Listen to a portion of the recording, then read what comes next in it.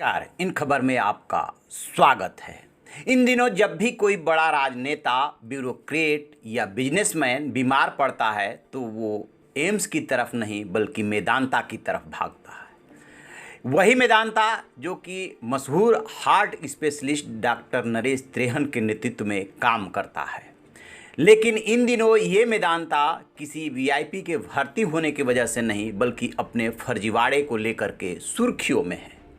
क्या है पूरा मसला? क्यों ईडी ने पीएमएलए के तहत इस अस्पताल और इसके कर्ता धर्ता डॉक्टर नरेश त्रेहन समेत 16 के खिलाफ मामला दर्ज किया है? इसकी इनसाइड स्टोरी समझने की कोशिश करते हैं। दरअसल ये पूरा मामला सेक्टर 38 में जमीन आवंटन में गड़बड़ी से जुड़ा हुआ है। हुआ ये कि 2004 में सेक्टर 38 से इसको एक प्रोजेक्ट लाने की बात हुई जिसका मकसद था सार्वजनिक पब्लिक यूटिलिटी, और इसके लिए लोगों से ज़मीन खाली भी कराई गई। 53 एकड़ भूमि के आवंटन में अप्लाई के लिए सबको टाइम दिया गया और जब फाइनली अलॉटमेंट हुआ तो वो मेदांता को जगह अलॉट हो गई। मकसद इसका ये था कि गुड़गांव सहित हरियाणा को देश में बेहतरीन मेडिकल सुविधा मिले और दिल्ली से भी बड़े अस्पताल हों, क्योंकि वहाँ पे बहुत सारी मल्टीनेशनल कंपनियाँ लोग जा रहे थे। तो उसको एक रिसर्च सेंटर के रूप में डेवलप करना था। उसमें हॉस्पिटल के साथ रिसर्च सेंटर और रिहायशी आवास वगैरह बनने थे। लेकिन मेदांता हॉस्पिटल ने क्या किया कि जो लोग इसके पार्टनर थे, शेयर होल्डर थे, उन्होंने ज़मीन अलॉट कराने के बाद अस्पताल तो खड़ा कर लिया, लेकिन पूरे प्रोजेक्ट को कभी न तो पूरा किया न पूरा करने की कोशिश की। 53 एकड़ ज़मीन जिस मकसद से आवंटित की गई थी वो मकसद पूरा नहीं हुआ। इसी बीच आरटीआई एक्टिविस्ट मिस्टर शर्मा है, उन्होंने ईडी में एक शिकायत की और पूरे मसले के बारे में जितनी उनको जानकारी थी उससे अवगत कराया। ईडी ने बजाय कुछ करने के ये मामला गुरुग्राम पुलिस को भेज दिया, लेकिन गुरुग्राम पुलिस ने इस मामले में कुछ नहीं किया। फिर आरटीआई एक्टिविस्ट ने कोर्ट का दरवाज़ा खटखटाया और वहाँ पे स्थानीय अदालत ने इस मामले में एफआईआर करने का निर्देश दिया, जिसके तहत 6 जून को पहला एफआईआर गुरुग्राम पुलिस इसमें दर्ज करती है और उसमें 52 लोगों के खिलाफ एफआईआर हुई। जब पुलिस ने जांच शुरू की तो उसे लगा कि इस मामले में सेल कंपनियों में पैसा ट्रांसफ़र हुआ है और भी बहुत सारी ऐसी गड़बड़ियां हैं जिसमें कि ईडी की जांच की ज़रूरत है। लिहाजा उसने ईडी को पूरा मसला भेज दिया। और ये भी बात आई कि इस प्रोजेक्ट को 2009 में तैयार कर लेने का लक्ष्य था, लेकिन 15 साल बाद भी ये प्रोजेक्ट पूरा नहीं हो पाया है।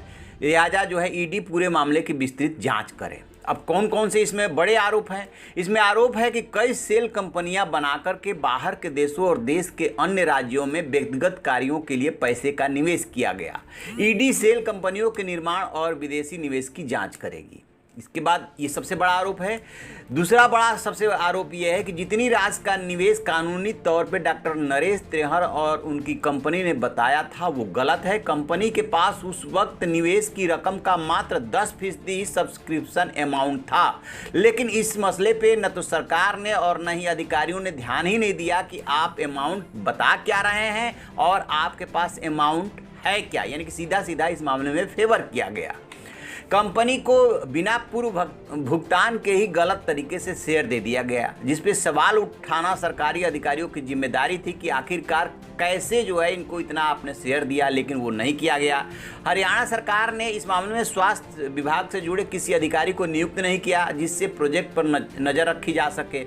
इस कारण मेडिसिटी प्रोजेक्ट तय समय पर पूरा नहीं हुआ। कंपनी की वित्तीय मामलों से जुड़ी हुई जांच भी नहीं की गई, यानी कंपनी के बैंक अकाउंट सहित अन्य संपत्तियों के आकलन का काम नहीं हुआ। सरकार ने कंपनी और उसके लेन देन को ऑडिट कराने को भी उचित नहीं समझा। इस बात की भी जानकारी मिली है कि मेडिसिटी प्रोजेक्ट को पास कराने में बड़े स्तर पर भ्रष्टाचार हुआ। इसको प्रोजेक्ट को मंजूरी दिलाने के लिए दूसरी कंपनी को आगे नहीं आने दिया गया, जिसका फायदा मेडिसिटी प्रोजेक्ट से जुड़ी कंपनियों को हुआ। इसकी भी अब जाँच होगी।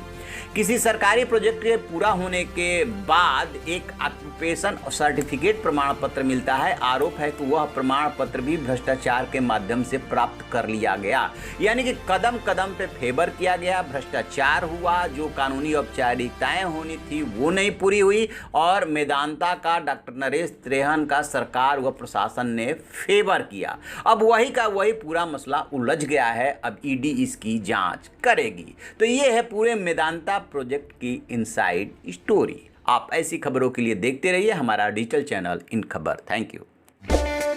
इन खबर चैनल को सब्सक्राइब करें और बेल आइकन दबाना ना